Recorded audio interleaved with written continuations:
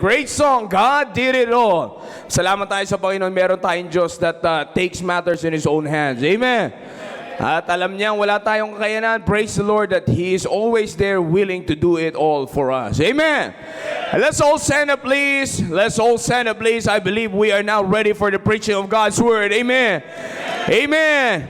If we are blessed this afternoon and God did meet our spiritual needs this morning, ay ko po naniniwala na tatagpuin pa rin muli ng Diyos ang pangailangan nating espiritual sa hapon na ito. Let's get excited. Talagang marami pang hindi bumabalik. Akala nila tutuloy yung ulan. Yung iba nilamig na, nagmaaga kagad silang advance na nag-comforter habang nasa Facebook Live. Oy, sorry, nabisto. Hindi. Alam nyo, again, ay pinagpala pa rin tayo. Hindi ko po ito sinasabi para sa mga malalayo, no? Again, we have our own reasons kung bakit kayo nasa Google Meet. But again, ay lagi tayong pinapaalalahanan ng Panginoon that we will be more blessed kung may kakayanan tayong pumunta dito and we are here this afternoon. Amen! Amen! All right, remain standing please as I call on our speaker for this afternoon, Preacher Mackie.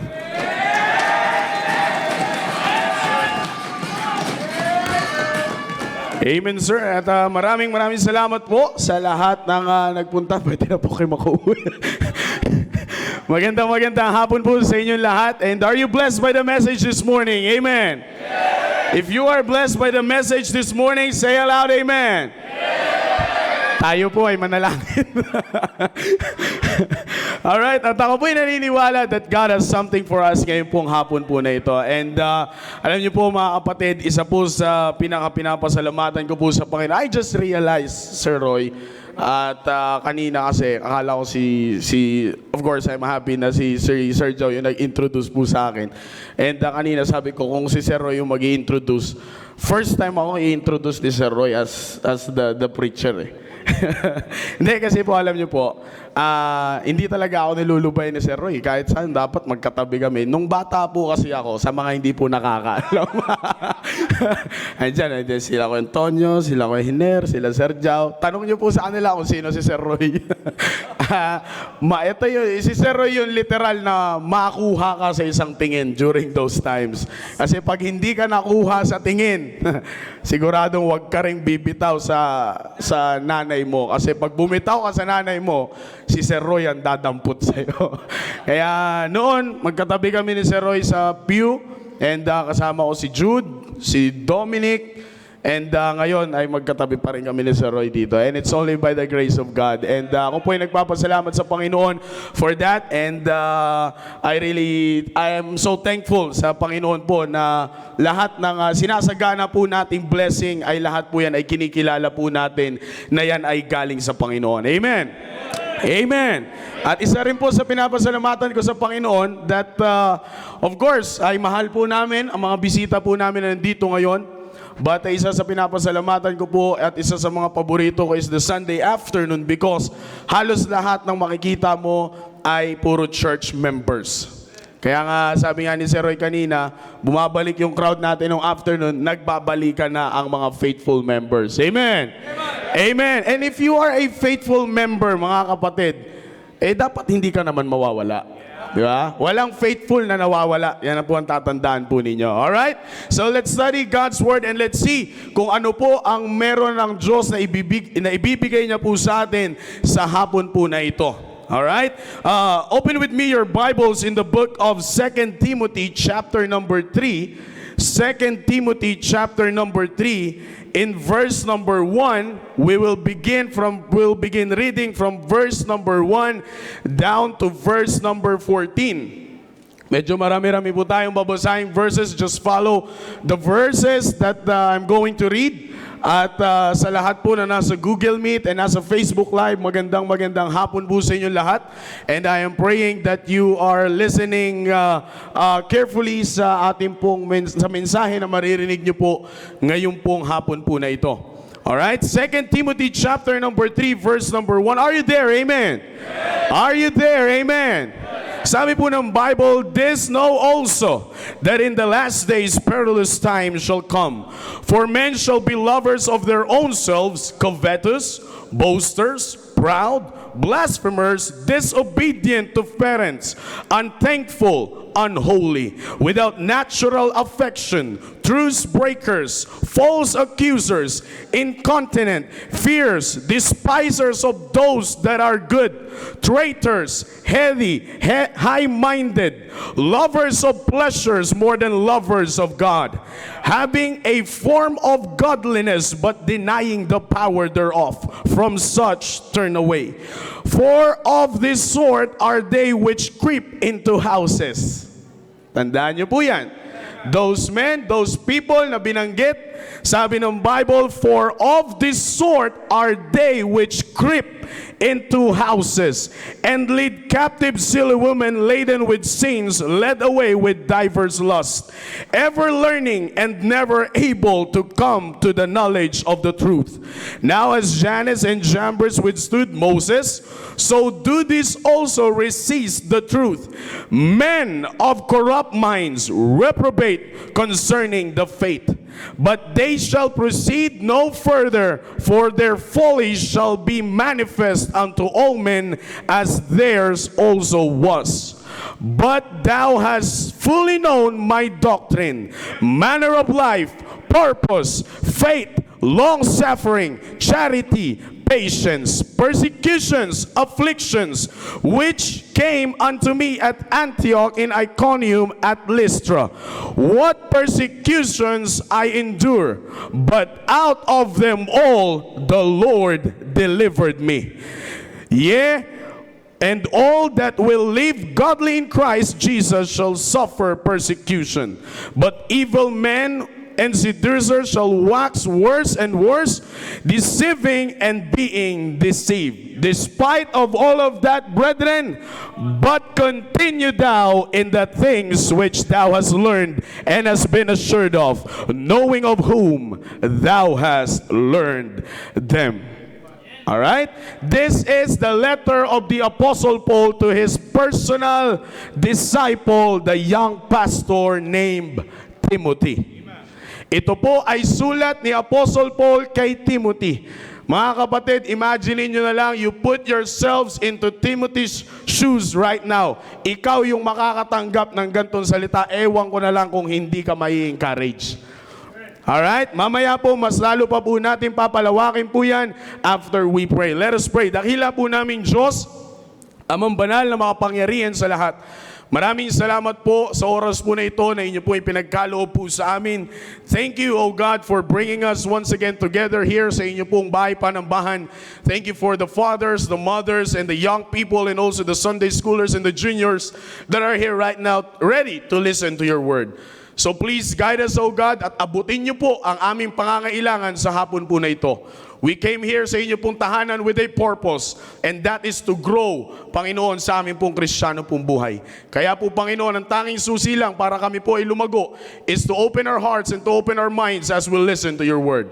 Give us a good understanding of your word, O God.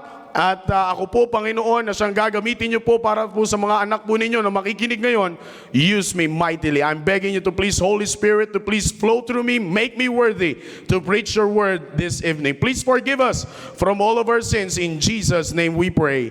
Amen. Amen. Please be seated. And again, magandang hapon po sa bawat isa po sa atin. At I hope sa lahat po na nandiyan po sa virtual crowd at sa lahat po na nandiyan sa Facebook Live ay ready na po kayo sa pakikinig ng salita ng Diyos. At ako po ay naniniwala na kung meron man pong pinaka-ready na makinig ng salita ng Diyos, tayo po na nandito sa loob ng auditorium. Amen. Ulitin ko po, kung meron man pong pinakahanda na makinig ng salita ng Diyos, tayo po na nandito sa loob ng auditorium. Amen. Alright, mga kapatid, ito po ay letter, again, this was a letter of Apostle Paul sa kanya pong disciple na si Timothy. At sabi nga po ng Bible, Timothy is the son of Apostle Paul in faith. Si Timothy po ay personal na bunga ni Apostle Paul. And si Timothy, of course, we all know, at ilang beses na po natin itong naririnig, na si Timothy ay isa po siyang young pastor. I think si Sir Michael po ata yung nag-preach dito, nilatag po niya kung gaano yung magiging trabaho ni Timothy as a young pastor. Opo, at sa lahat na nakapakinig po nun, mga kapatid, hindi po madali yun. Speaking, imagine as a young pastor, you will be speaking sa mga taong mas matagal pa sa'yo sa simbahan. Magsasalita ka sa mga tao na kung saan mas may alam sa pundasyon ng simbahan.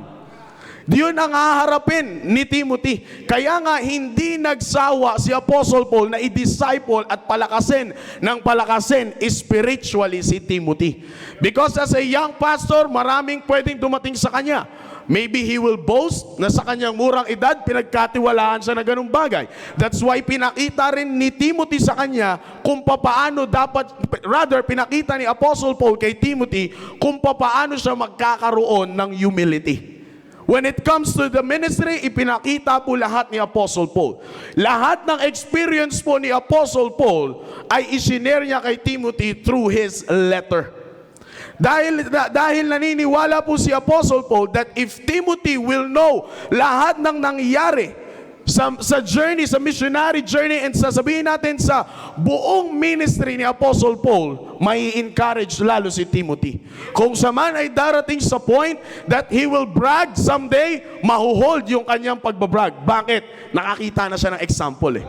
Kung sa man ay madi-discourage, kung meron man dyan nagsulputan ng mga taong hindi magaganda or hindi pabor sa kanya, should I say, hindi siya madaling madi-discourage. Bakit? Meron na siyang nakitang example.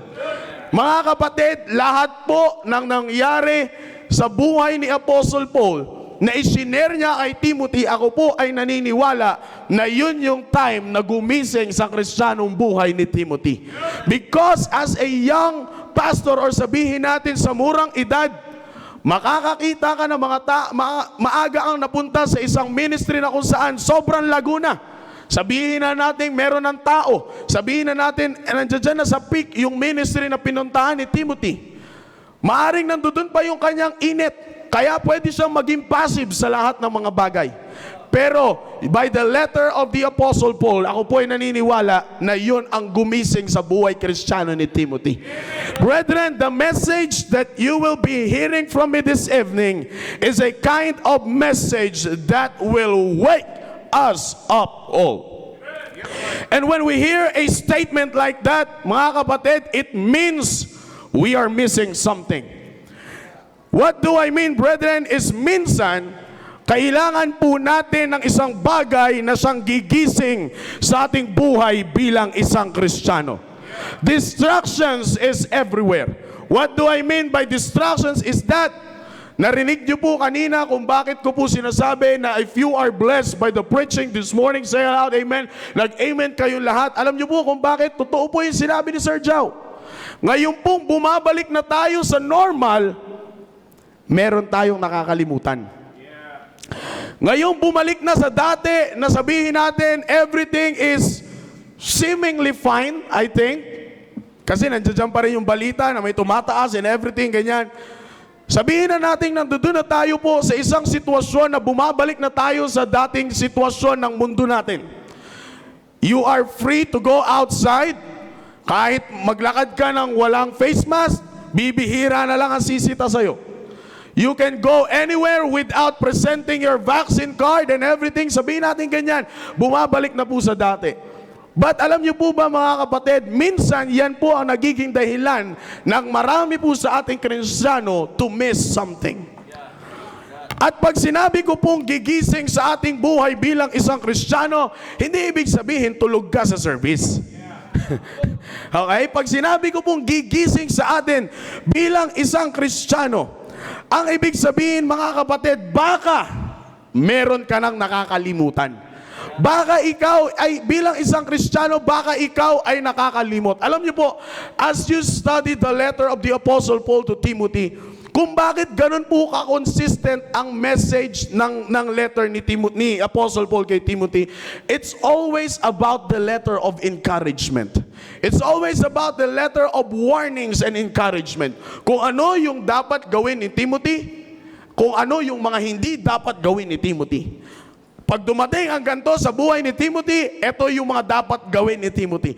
Puro ganyan po ang message, mga kapatid, ng letter ni Apostle Paul.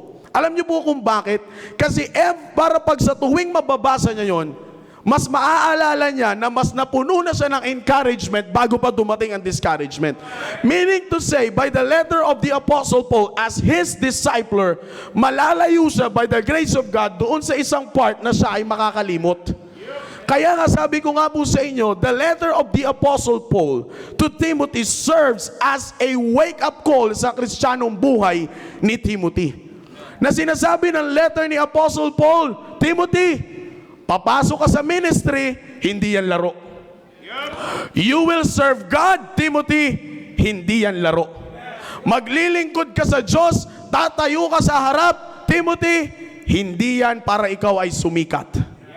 Kaya nga kapag yun po ang nalaman at nabasa ni Timothy, by the grace of God, laging siyang magigising at lagi siyang mapapaalalahanan sa kanya na seryosohin niya ang kanyang Kristiyanong buhay.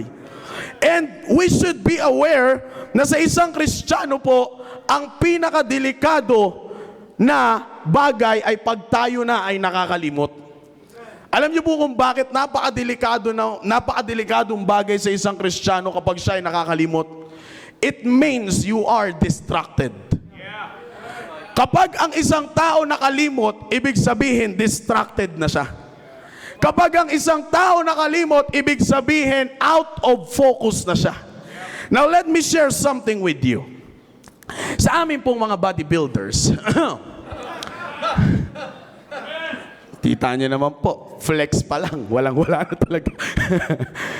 Sa mga bodybuilders po, isa sa mga batas, kapag ikaw ay nagbubuhat, bawal ka ma-distract. Yeah, tayo lang nakakaintindihan, Sir Roy, nagbubuhat. Isa sa mga bagay, isa sa mga rason, okay? Or isa sa mga batas, kapag ikaw ay nasa workout session mo, hindi ka pwedeng ma-distract. Bakit po? Kasi kapag ikaw ay na-distract, may mga bagay na mawawala sa iyo during your workout session. Ulitin ko po. Please understand the story that I'm sharing to you. Sa mga nagbubuhat, mga kapatid, kapag sila ay nasa workout session, hindi sila pwedeng ma-distract. Kasi kapag sila ay na-distract, merong mga bagay na mawawala sa kanila during their workout session. The first one is momentum. The second one is the energy. The third one is the growth of the muscles. Yeah, that's right. Tatlong bagay ang mawawala sa isang tao na nasa workout session kapag siya ay na-distract.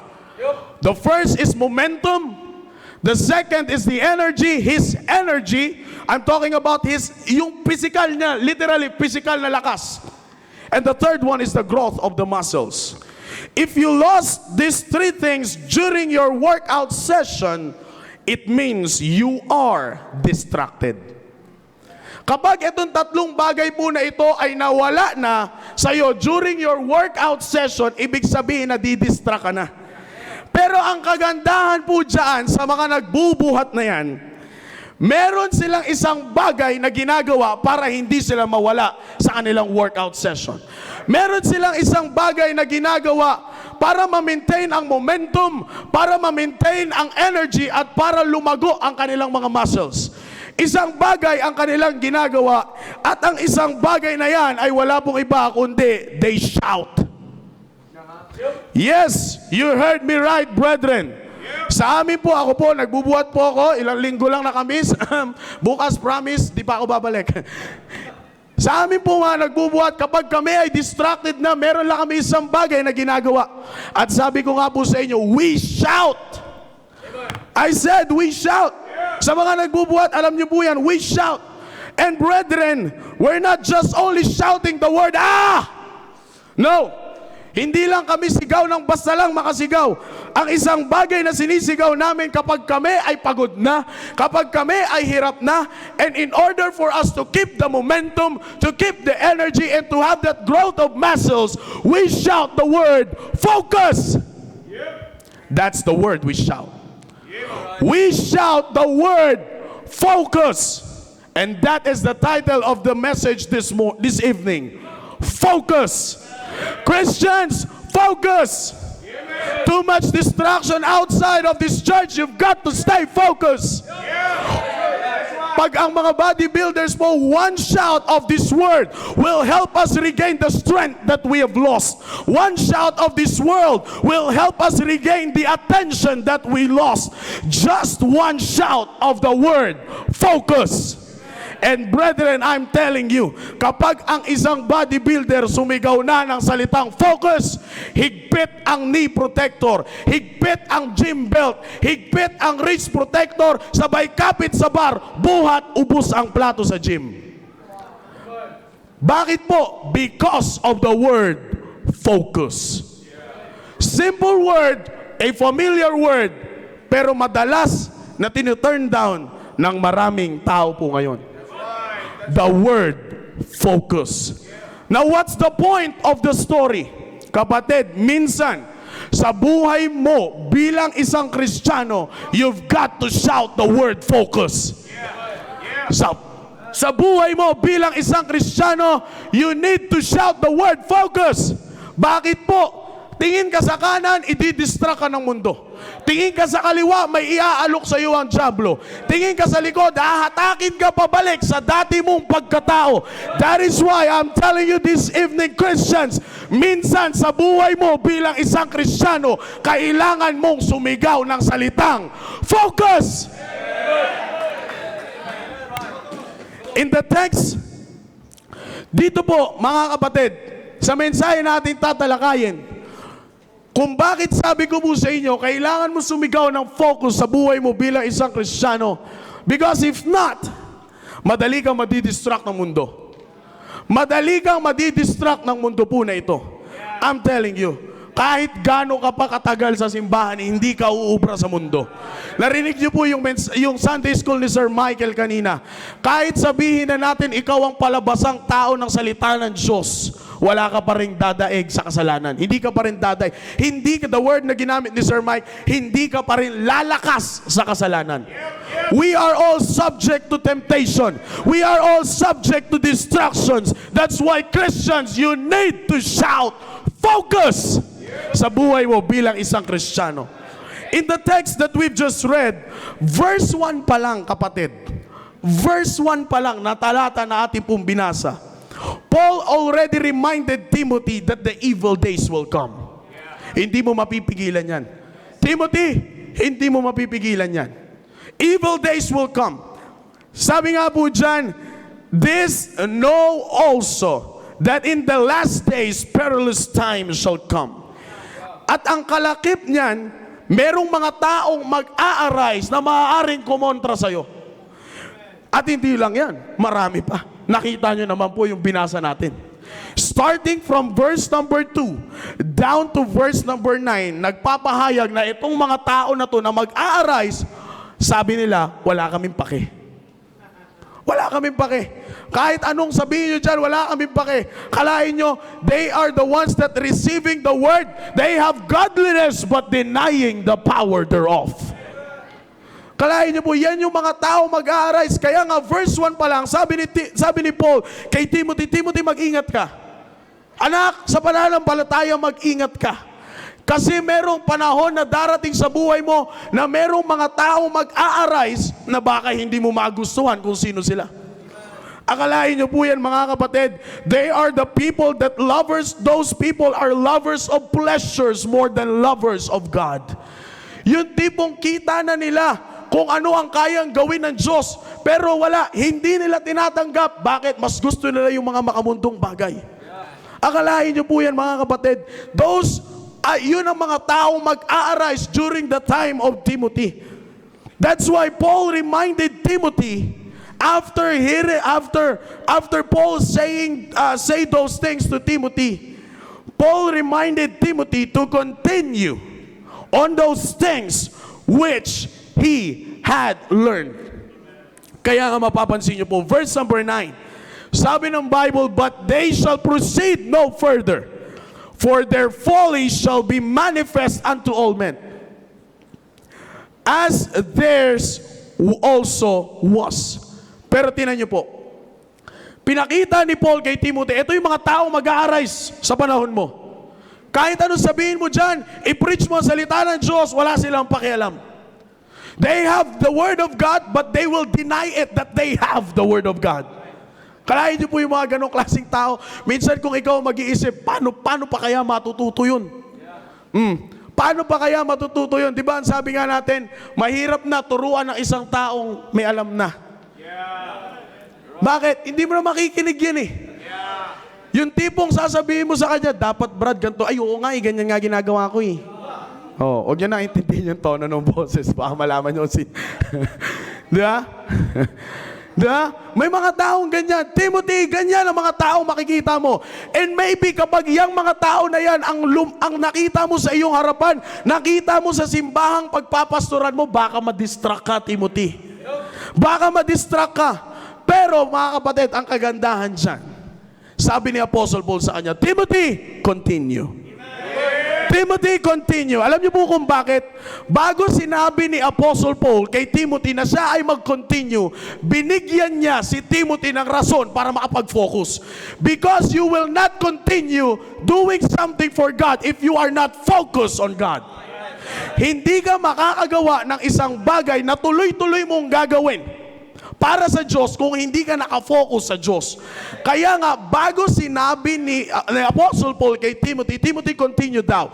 Bago niya sinabi yan, binigyan niya muna ng rason si Timothy na mag-focus. Saan po natin makikita yan? Verse number 10, ang sabi po ni Apostle Paul, after ni Apostle Paul na ihayag kung sino yung mga tao mag-a-arise, ito ang sinabi ni Apostle Paul. But thou hast known my doctrine, manner of life, purpose. Alam niyo po, ang ganda ng ito pong verse na to, mga kapatid, napakaganda. Paul was simply trying to tell Timothy, yes, nakakainis yung makakita ka ng ganyang tao. Maaring yan ang mag-serve ng distraction, yan ang mag-cause ng distraction sa paglilingkod mo sa Panginoon. Pero Timothy, kilala mo ako. Timothy, kilala mo ako. Alam mo kung ano ang pinanghawakan kong doktrina. Alam mo kung ano ang aking tinuturo. Alam mo kung papaano ako namuhay alam mo kung papaano ako namuhay among these people. Timothy, you know my purpose. You know my manner of life. Timothy, alam mo kung anong klaseng pananampalataya meron ako. Faith, long-suffering. Timothy, kahit ganyan yung mga tao, I praise God that I maintain my charity. I maintain my love to them. Timothy, alam mo yan. Thou hast fully known. Sabi niya po ay Timothy. Sabi niya, persecutions, afflictions, which came to me at Antioch, at Iconium, at Lystra. Sabi ni Apostle Paul kay Timothy, what persecutions I endure. Lahat yan, Timothy. But out of them all, the Lord delivered me. Timothy, ito ang rason mo para ikaw ay mapanatili mo ang iyong focus. Lahat yan maaaring maranasan mo, pero alam mo na naranasan ko yan. Paul was simply trying to Timothy, anuman ang distractions na ikikwento mo sa akin, hindi yan uubra sa mga distractions na naranasan ko. Pero sa kabila ng mga distractions na naranasan ko, I maintain my focus because above all, ang sabi ni Apostle Paul, the Lord delivered me. Bakit nangyari at bakit nauwi po sa ganong klaseng statement si Apostle Paul? Because he maintained his focus. Kaya nga ito verse number 10 and verse number 11 ang naging rason ni Timothy para ma-maintain niya ang kanyang focus. Kaya nga po ako po ay naniniwala na para magawa ni Timothy yan, Timothy needs to focus. Yan po yung verse number 10 and verse number 11 na siyang magiging batayan ng pag-focus ni Timothy. Bakit? Sinabi na ni Apostle Paul eh. Okay, darating sa inyo yung mga tao na ito. Timothy, alam mo ba Timothy, pag dumating sa iyo yan, nung dumating sa akin yan, sabi ni Apostle Paul, kalain mo yan, binigyan ko sila ng salita ng Diyos. Dininay nila. Ipinakita ko sa kanila kung ano ang kayang gawin ng Diyos. Hindi nila tinanggap. Mas pinili nila ang kamunduhan. Pero alam mo ba, Timothy? Mahal ko sila. Amen. Amen. Despisers of those who are good. Tapos sasabihin ni Apostle Paul, mahal ko sila. Timothy, kaya mo kayang sabihin yon? Kaya mong sabihin yan, Timothy, sabi ni Apostle Paul, just maintain the focus. Just maintain the focus. Kasi kapag na-maintain mo ang focus mo, you will be able to continue. Kasi kapag ikaw ay distracted ka na, personally, I can testify. Pag nagbubuhat po kami, meron lang magpatawa sa amin eh. Hindi ka na makakaangat ng deadlift. Di ba? Di ba? Pag nag-deadlift ka, di ba deadlift sir yung gano'n? Ay, di ba? Di, biro lang. Pag nag-deadlift ka, you will give everything eh. Starting from your legs, your lower back, ano mo lahat yan, i-ready mo lahat yan. Pero pag meron na dyan sa tabi mo gumanon, na parang hindi naniniwala na kaya mong buhatin yan, hindi mo mabubuhat yan eh. Kahit anong, wala yan.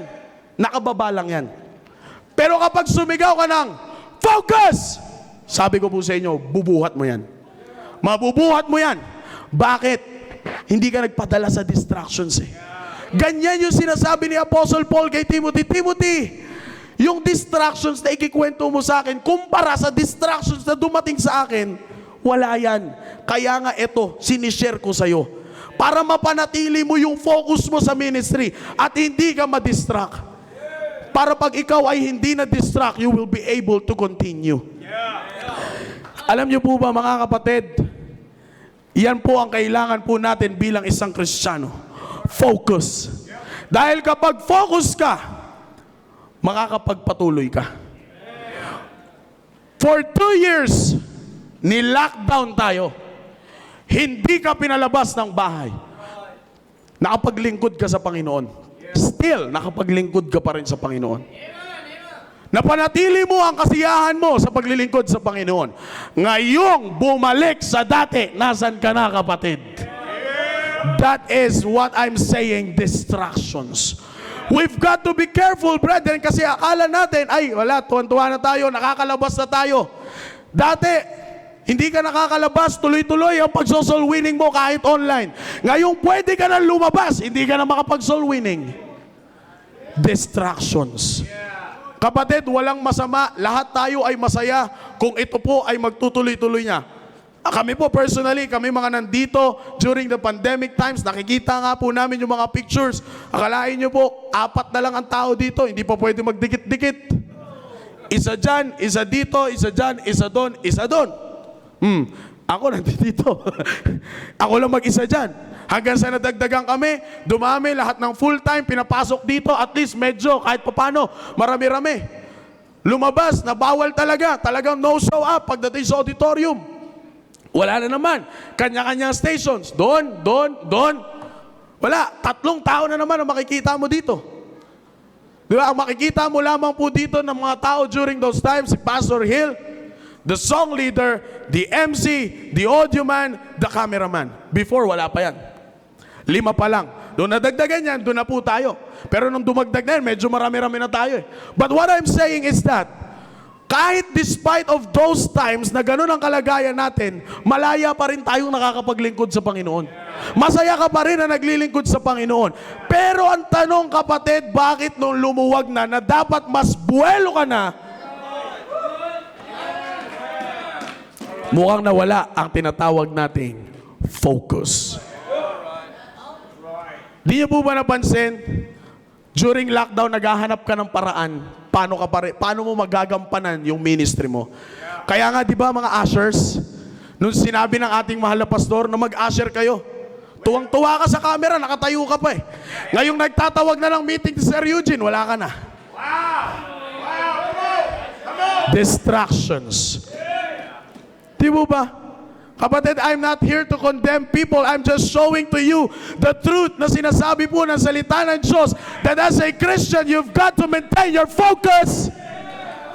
Kailangan mo mapanatili ang iyong focus kasi kapag nawala yan, hindi ka makakapagpatuloy. Now we know. Kailangan natin ma-maintain ang ating focus. We've got to continue. We've got to continue. I said, ngayong napanatili na natin ang ating focus, members of Christian Bible Baptist Church, continue. Magpatuloy tayo, kapatid. Now, saan tayo magpapatuloy? Number 1, continue on the things which thou hast learned. Balik tayo doon sa tatlo na mawawala kapag ikaw ay na-distract during your workout sessions. So number 1, continue on the things which thou hast learned that keeps your momentum. Ito po yung sinasabi ko sa inyo kanina. Akala ng dyablo noong nag-lockdown, tapos na ang Kristyanismo. Remember, back in the old times, during the Bible times, ganun din. Pinersecute ang mga Kristiyano, akala nila game over na ang mga Kristiyano. Pero ang hindi nila alam, dahil sa persecutions, kaya tayo ngayon nag-i-enjoy ng salita ng Diyos. Bakit? Mas lalo pang lumawak ang naabot. Noong nag-lockdown, akala natin wala na tayong magagawa. But, kapatid, sinubukan ng pandemic na ito na putulin ang momentum mo. But by the grace of God, God gave us a pastor that shouts the word, focus! Pasalamat tayo sa Panginoon dahil binigyan tayo ng isang pastor na sumigaw ng focus during the time of pandemic. And by doing that, hindi siya na-distract sa pandemic, bagkus mas lalo pang dumami ang paraan para tayo mapanatili ang ating momentum sa paglilingkod sa Panginoon sa pamamagitan ng ating mga church programs. Kapatid, lahat yan ay natutunan mo bago pa bumalik sa gantong sitwasyon. Ulitin ko po. Lahat yan ay natutunan mo. Lahat yan ay nasaksihan mo. Lahat yan ay nakita mo bago pa dumami ulit ang tao sa auditorium. Remember, lagi nyo pong naririnig sa amin dito noon. Hindi natin alam, kapatid, kung kailan tayo ulit magsasama-sama sa loob ng auditorium. Pero tingnan nyo naman yung crowd natin kanina umaga. Tingnan nyo naman yung crowd po natin ngayong hapon. Pero nais ko pong ipaalala sa inyo na bago tayo bumalik dito, meron na tayong isang natutunan mula sa ating mahal na pastor na siyang nag-keep ng ating momentum. At ngayon pong nakabalik na tayo sa ganito, kapatid, huwag kang madidistract sa pagbukas ng mga bagay sa mundo na ito. But rather continue. Keep your focus for you to be able to continue the things which thou hast learned that keeps your momentum. Kapatid, imaginein mo, akala mo hindi ka na makakapag-soul winning eh. Buti na lang gumawa sila ng dating app. Dahil sa dating app, marami kang nakilala. At nung marami kang nakilala, lahat sila na-invite mo sa church. Ngayon, yung iba dyan, nagla-live na sa area nyo. Bakit? Akala mo hindi ka na makakapag-soul winning eh. Eh ang problema, sumigaw yung pastor natin ang salitang focus! God give me the focus! Maaaring dumating na ang sabihin natin, pinakamatindi na sa history ng simbahan na ito. Alin yun? Yung mawalan ng tao. Alam niyo po ba mga kapatid, dito nyo lang nakikita si Pastor Hill, pero pag kami nag-uusap, iba pa rin ang kasiyahan ng pastor kapag nakikita kayo dyan. Kaya nga nung nawalan ng tao yan, maybe yun ang mag-distract sa kanya. But thanks be to God, sumigaw siya ng salitang focus. At nung pagsigaw niya ng salitang focus, God gave him the wisdom to open March 24, 2020, the Baptist Lunch first episode. Mula sa Baptist Lunch first episode, nagkaroon ng programa ang bawat area. At mula sa programa ng bawat area, eto na yung pinaka-inaantay mo, na akala mo mapuputol ang momentum mo sa paglilingkod mo sa Panginoon. Pero nang dahil sa mga programa na yan, hindi naputol ang momentum mo. Kaya nga ngayong bumalik na sa dati, kapatid, huwag mong kakalimutan ang nagpanatili ng momentum mo. Huwag mong hahayaan na ang pagiging maluwag ng ating lipunan ngayon ang siyang magpapatay ng momentum mo. Huwag. Huwag. Bakit? Bunga yan ng isang pastor na sumigaw ng salitang focus. At kung yung pastor po natin na siyang ibinigay sa atin ng Panginoon para alagaan tayo spiritually ang sumigaw ng focus, then Christians, let us also shout the word, focus! Bakit po? Para hindi tayo madaling madistract ng mundo. Maraming akala na tapos na ang ministry during lockdown. Kala ng mga soloista, I remember, Sunday, ako. Next Sunday, si Sir Janep. Wednesday, ako. Next Wednesday, si Sir Janep. Salitan. Nagkaroon ng idea, pwede palang matulog sa mother's room. Natulog si Ate Ara sa mother's room. 3 kami, nagpapalitan. Sunday morning, trio kami dito because even Sir Dominic ay hindi makalabas. Bakit? Lockdown. Trio, Sunday morning. Buti na lang, Sunday afternoon, kami pa rin. Wednesday, by the grace of God, merong iba't ibang mga kumakanta po dito.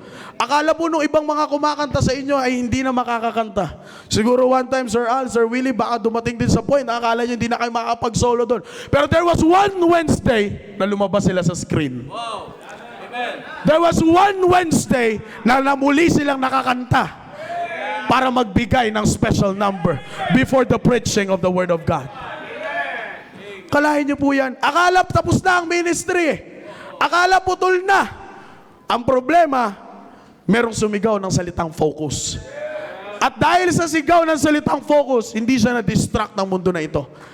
Nagkaroon ng wisdom, binigyan ng wisdom ng Diyos. Nagsimula ng isang programa. Ngayon, lahat po tayo ay nagbe-benefit. Because of the word focus. Kaya sabi ko nga po sa inyo, napakahalaga. Focus and continue on the things which thou hast learned that keeps your momentum. Kapatid, kung bakit masaya ka pa rin pumupunta sa simbahan na ito, sabihin man natin, nandoon na ang battle mo ngayon ay yung magsimba ka na ng dress code ulit. Maaring ang battle mo ngayon ay yung magsimba ka na naka-long sleeve, naka-coat at naka-pantalon. Kasi sa bahay, ganoon din naman. Naka-short ka nga lang sa baba. Di sir, nakapantalon ako, pero wala kang medyas. Wala kang sapatos. Maaring yan ang battle mo ngayon. Pero bakit nandito ka pa rin at excited ka nung muling nagbukas ang pinto ng simbahan?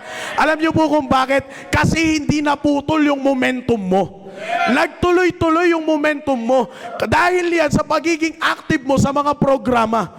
Kaya nga lahat yan natutunan mo yung before na muli kang nakabalik dito. Kaya ngayon pong nagbukas na ulit ang lipunan po natin, huwag kang papayag na yan ang puputol sa momentum mo.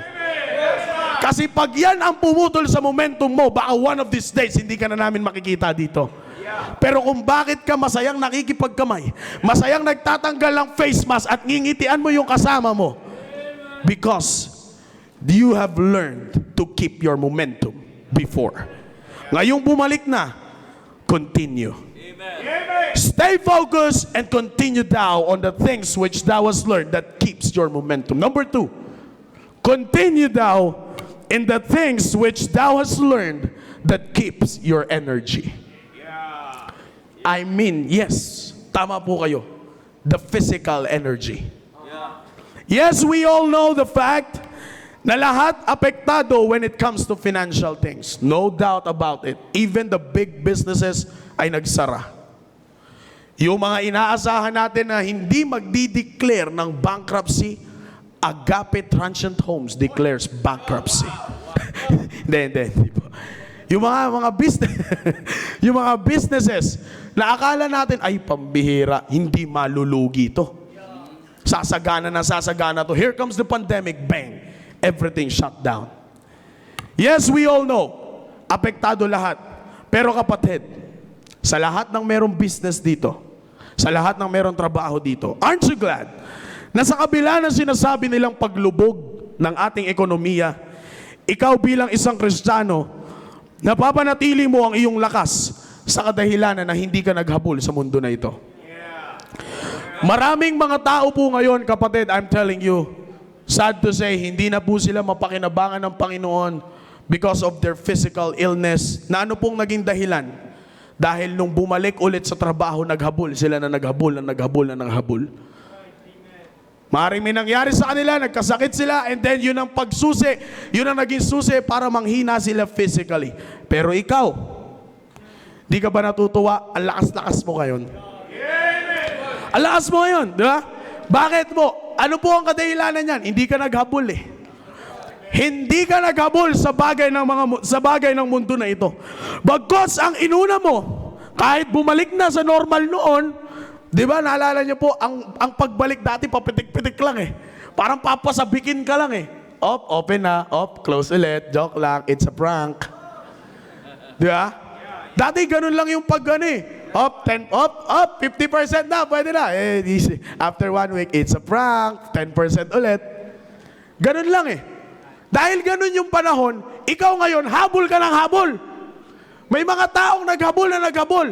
Ngayon, yung pwede na sana ulit mag-usher sila dito, hindi na makapag-usher. Bakit? Sir, may problema na ako sa paa, sir. Sir, may problema na ako sa ganito, sir. Di na ako makatayo ng matagal, sir.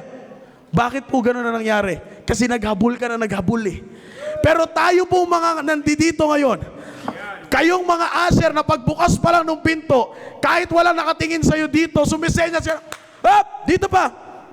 Wala naman pumapansin sa'yo. Di ba? Bakit may lakas ka pang itaas ang kamay mo? Bakit meron ka pang lakas na magbuhat ng mga upuan kapag nagkukulang na? Because you learn to preserve your energy. Bakit? Dahil ang inuna mo yung mga bagay na para sa Panginoon. Kaya ngayon mga kapatid, napakalakas mo. Meron ka pang lakas na makapagsimba. Meron ka pang lakas na makapag-soul winning every Saturday. Thank God na muli nang nakakabalik ang soul winning every Saturday. Meron kang lakas na sumama sa mga area leaders mo. Kahit sumakit na ang legs mo, kahit sumakit na ang paa mo, tuloy-tuloy ka pa rin naglalakad, sumasama, nagko-commute kahit mahirap na mag-commute. Tuloy-tuloy pa rin yan. Bakit? Na-preserve yung physical mong kalakasan eh. Bakit? Natuto ka na noon, kahit bumalik pa sa dati, uunahin ko pa rin ang para sa Diyos. Kaya nga kapatid, if you try to pursue the things of this world, iyaan po ang tinatawag nating sayang sa pagod. Kapag pinilit mo na habulin ng habulin ang mundo na ito, and if you think that you can catch up sa mundo na ito, iyan yung tinatawag natin, nag-aksaya ka lang ng pagod. Young people, di ba? Pansin nyo, trending ngayon, bukas laos na. Di ba? Trending yung susundan mo ngayon, bukas laos na yan. Trending ngayon, isang punit lang, bukas punit na yung buong pantalon. Di ba? Ganyan kabilis ang mundo po na ito. Kaya nga tayo po bilang isang Kristiyano, let us stop wasting our physical energy to pursue the things of this world. Yang physical na lakas mo na yan, nais kong sabihin sa'yo, kung hindi dahil sa Diyos, wala ka ring malakas na pangangatawan ngayon. Kaya dahil Diyos ang nagbigay niyan, gamitin mo yan para sa Panginoon. Sabi ko nga po kahapon sa aming pong area, in order for God to use you mightily, make God your priority. Yeah, that's right. That's true. In order for God to use us mightily, let us make God our priority. Amen. Di ba kapag tinanong tayo, gusto mo bang gamitin ka ng Diyos? Pag nagsabi ang ating mahal na pastor dito, sino sa atin ang gustong gamitin ng Diyos? Lahat tayo magtataas ng kamay eh. And this is not to discriminate those who have physical illness. Pero kapatid, alam naman natin na mas malaki ang magagawa natin kung able tayo physically. Kaya nga ikaw na kapatid, ikaw na binigyan ng Panginoon ng lakas physically, don't spend it sa paghabol ng mga bagay sa mundo na ito. Spend it by doing things that will glorify the name of our God. Make God your priority so that He can use you mightily. Huwag ka magsasabi na ako gusto ko gamitin ako ng Diyos mightily. Hindi mo naman ginagawang pangunahin ng Diyos sa buhay mo. Paano ka gagamitin ng Diyos? Bakit po? Pag hindi mo ginawang pangunahin ang Diyos sa buhay mo, may reservation ka. At anuman ang reservation mo, yun yung distraction mo. At anuman ang distraction mo, yun ang magtatanggal ng focus mo. At kapag natanggal na ang focus mo, disgrasya na ang buhay natin, kapatid. Kaya nga, let us maintain our focus and let us continue on the things which thou hast learned that keeps our energy. Yes, physically fit ka sa gawain ng Panginoon, God can use you mightily. Malaki ang magagawa mo. Pag sinabi ng area leader mo ay, Brad, medyo alanganin na ako sa oras eh. Pwede bang puntahan mo yung isang kapatiran natin doon? Yes sir, no problem. Mabilis kang sumagot na ganyan. Able na able ka. Bakit? Na-preserve mo. Hindi ka naghabol eh. Hindi ka naghabol. Yes, maaring sabihin mo, uy, bumalik na sa dati. Muli na siguro akong kikita ng malaki nito. Pero teka lang, maaring kumita nga ako ng malaki. Mapagod ako physical. Paano na yung ginagawa ko sa area? Bumalik na sa dati, may nag-alok sa'yo ng mga trabaho. Brad, etong trabaho na to, minimum na kinikita mo dito 100,000. Minimum. Minimum lang yun, ha? 100. 100. Pero ano po yun? Vietnam money. 100,000 minimum. Susunod na araw, kikita ka ulit. Oh, pag nagkita tayo, kikita tayo ulit. Di ba? Maaring ang dami nag-alok sa'yo na ganyan. Pero mapansin mo, kung bakit ngayon, kahit sabihin na natin nandudun ka pa lang sa tinatawag ng lipunan na saktong kita lang, pero masaya ka pa rin. Saktong kita nga, pero kitang-kita mo naman yung biyaya ng Panginoon. Sakto lang yung kita mo, pero yung kikitang-kita mo naman kung paano ka pagpalain ng Panginoon. Maaring sakto lang yung kita kumpara sa mundo, pero sa'yo, kitang-kita mo na kung paano sinasabi ng Panginoon at paano na-fulfill ng Panginoon yung kanyang promise, I will provide all your needs. Kitang-kita mo yan. Maaaring yung kita mo sa mundo na ito, saktong kita lang, pero yung pag-provide ng Panginoon sa pangangailangan mo, kitang-kita mo. Kaya nga, continue. Stay focused and continue thou on the things which thou hast learned na nag-preserve ng iyong lakas. Lastly, continue thou in the things which thou hast learned that keeps your spiritual growth. This will sum at this point sums everything na ating pong pinag-usapan. Your momentum, your physical energy, panatiliin mo, mag-stay focused ka sa mga bagay na yun at magpatuloy ka sa lahat ng natutunan mo para makip yun. Ang resulta niyan, magpatuloy ka rin sa lahat na natutunan mo para sa iyong paglago, na nag-ingat sa paglago mo bilang isang Kristiyano. Kapatid, ngayong nakakabalik na po tayo dito, isa sa mga dapat mong pasalamatan sa Panginoon ay yung pagbigay sa iyo every Sunday night ng series of lesson all about the church biblical standards ng ating mahal na pastor. Alam niyo po ba mga kapatid, I'm so thankful. I'm not saying this because anak niya po ako. I'm saying this as a member also ng simbahan na ito na nagbe-benefit sa salita ng Diyos every Sunday night all about the church biblical standard. Alam niyo po ba maraming, this is not to put them down and God knows what's in my heart when I say this. Maraming mga pastor po ngayon ang alangan mag-preach ng church biblical standard. Bakit po? Takot sila na mawalan ng miyembro. Takot sila na baka may ma-offend. Mas maigi na yon. Kapag ikaw ay na-offend sa preaching ng ating mahal na pastor all about church standard, ibig sabihin nun, wag mo na i-deny, tinamaan ka. At kapag tinamaan ka, pagpasalamat ka, alam niyo po kung bakit? Ibig sabihin nun, na-receive mo yung katotohanan. At kapag na-receive mo yung katotohanan, you put it into application and that will keep your spiritual growth. Every time my pastor preaches about church standard, brethren, we've got to be thankful. We've got to be thankful. Church, why we've got to be thankful? Because church, biblical standard is not there para pahirapan ka. Bagkus yan pa po ang magpapagaan ng iyong Kristiyanong buhay. Bakit? Huwag mong kakalimutan, eto na yung manual natin eh. Mahihirapan ka mag-assemble ng isang bagay kapag hindi ka sumunod sa manual. Kung gusto mo rin naman na ikaw na ay lumago bilang isang Kristiyano, sumunod ka sa manual. Kaya nga every time na hinahayag ng ating mahal na pastor ang church biblical standard, magpasalamat ka. Let us all be thankful because hindi yan nandyan para pahirapan ka, bagkus yan po ay nandyan para ikaw ay magpatuloy lumago spiritually. The only thing that will keep you growing as a Christian is those preaching about church biblical standards. Kaya nga huwag ka mag-a-absent kapag linggo ng hapon. Ulitin ko po, huwag ka mag-a-absent kapag linggo ng hapon. Huwag ka mag-off cam kapag linggo ng hapon. Bakit? Kasi yung church biblical standard, masakit. Yes, truth hurts. Sabi nga nila, but the truth shall set you free.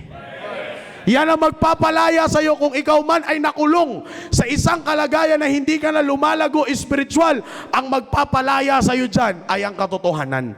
Kaya nga every time our pastor preaches about church standards, continue daw. Magpatuloy ka na enjoyin mo yan. Magpatuloy ka na ilagay mo ang kasiyahan mo dyan. Bakit? That will keep your spiritual growth. Now, the most exciting part of this message is that you just have two reasons to be able to continue on those three things. Parang ano po, no? Sa mga mathematician, parang hindi pwede, cannot be. Sabi nga nila. Dalawang rason para magpatuloy ka sa tatlo. Parang napaka-imposible po eh. Huwag mo tingnan yung number. Tingnan mo yung mensahe. The most exciting part of this message is that you just have two reasons to be able to continue on those three things. Continue daw sa mga bagay na natutunan mo para ma-preserve, para ma-keep ang momentum mo. Continue daw sa mga bagay na natutunan mo para ma-keep ang iyong energy. Continue daw on the things which thou hast learned para sa mga bagay na nag-keep sa iyong spiritual growth. Bakit? Anong rason para ikaw ay magpatuloy? Just two reasons. Unang rason, first reason, sigurado ka na dun. Sigurado ka na dun. Pangalawang rason, sigurado ka na din kung saan mo natutunan yun. Sabi ni po ni T, maaaring kung titingnan nyo po yung talata na ating pong binasa. Ang sabi po ni Apostle Paul, verse number 14, but continue thou in the things which thou hast learned.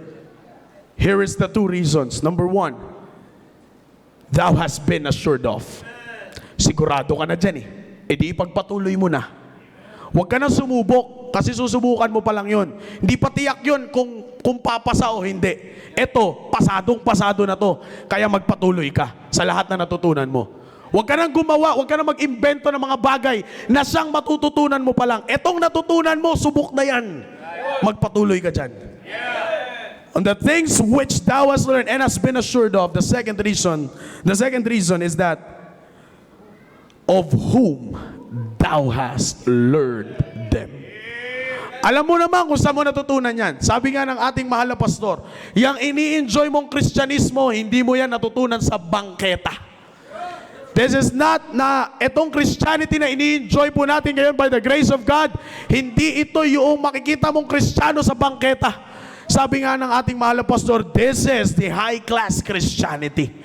Bakit po? Subok na eh. At alam mo rin kung kanino mo natutunan. Kaya ikaw bilang isang Kristiyano, all you have to do is to continue. Yes, maybe this world will give you everything just to distract you.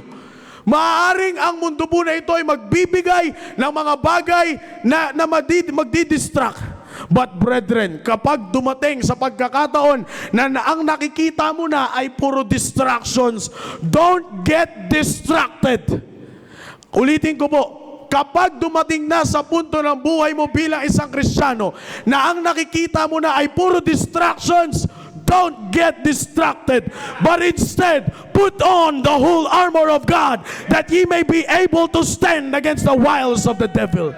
All I'm saying, brethren, is that get up on your feet, stand therefore, having your loins girded about with truth, and having on the breastplate of righteousness, and your feet shod with the preparation of the gospel of peace. Above all, taking the shield of faith, wherewith ye shall be able to quench all the fiery darts of the wicked, and take the helmet of salvation and the sword of the Spirit, which is the word of God, and shout the word. Focus, Christians, then serve the Lord. God bless you all. Tayo po ay manalangin. Dakilang Diyos, maraming salamat po sa oras po na ito na inyo po ipinagkaloob po sa amin. Thank you, O God, for once again reminding us that we need to keep our focus for us to be able to continue thou on those things na amin pong natutunan. Yes, this world will try to distract us. Yes, this world will give something na siyang hahatak po sa amin palayo sa inyo pong presensya. Pero maraming salamat po na tinuruan niyo po kami na tumayo, isuot ang armor na ibinigay niyo po sa amin na lahat ay makikita po namin sa inyong salita. Then help us, O God, to have the courage when distraction comes.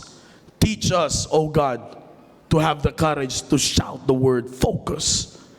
And by doing that, kami po ay naniniwala na lahat po ito ay magiging susi para kami po ay masumpungan po ninyo na matapat na naglilingkod po sa inyo. Whatever praise and glory na amin po natatanggap at lahat ng ginawa niyo po sa amin, sa aming oras ng pag-aaral ng inyong salita, we will give you back the glory and honor. Bless the people na lumapit po sa inyong harapan po ngayon, bawat families and bawat individuals. In Jesus' name we pray, amen. If the Holy Spirit is speaking to our hearts right now, brethren, let's keep talking to God.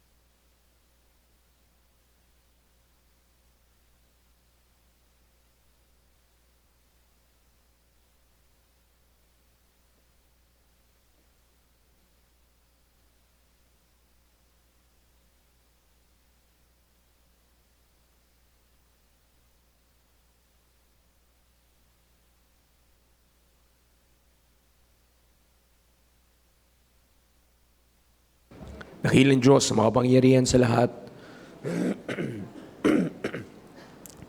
Maraming salamat po, Panginoon, at patuloy niyo po pinibigay ang aming kailangang espiritual. Once again, O God, thank you for meeting our spiritual needs. Salamat po, Panginoon, at patuloy niyong binibigay, Panginoon, ang kailangan namin that will always give us our focus on our spiritual growth, O God. Salamat, Panginoon, at pinalahanan niyo po kami.